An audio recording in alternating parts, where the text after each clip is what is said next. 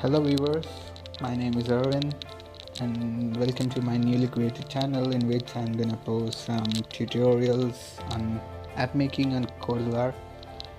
So today the problem is making a grid view for free without a paid extension.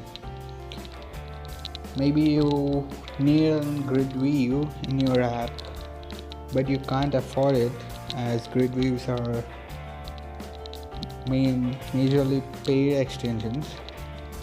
So today we are going to make one for free without an extension. So let's get started.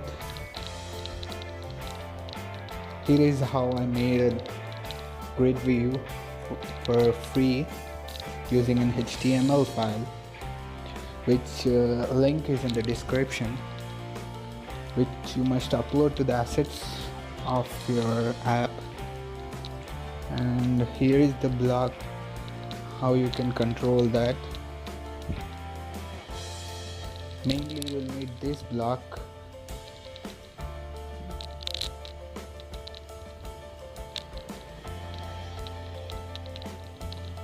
this one, in which we are going to set the parameters of the grid view.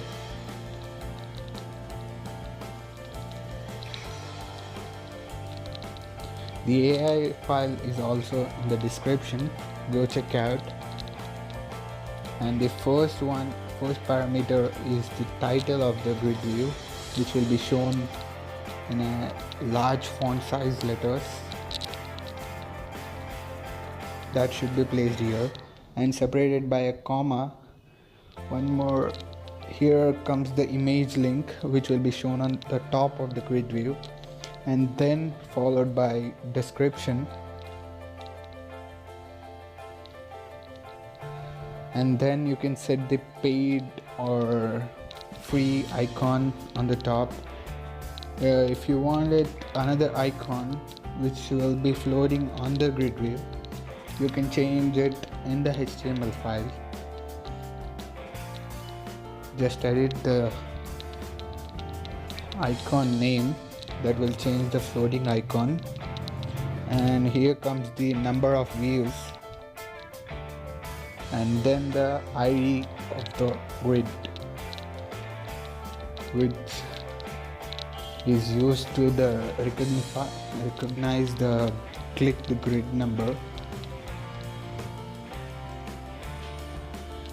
And these are the parameters for the grid view. The AIA file is in the description, you can find more in that.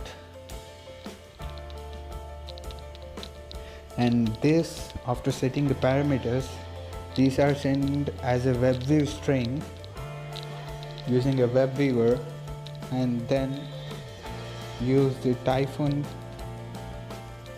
path to assets, and then followed by the grid view name which you have uploaded to the assets. The name must be the same, and then that's all what you have to need to do. Grid view will be shown in the web viewer. You can add as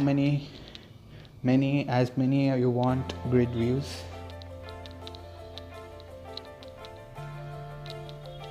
The AIA is in the description.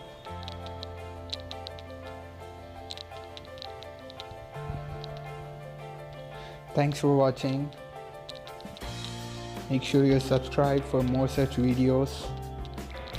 Don't forget to like, share it with your core developers. Thanks for watching again. See you next time. And don't forget to follow me on Kodular community. If you want any such tutorials, feel free to PM me.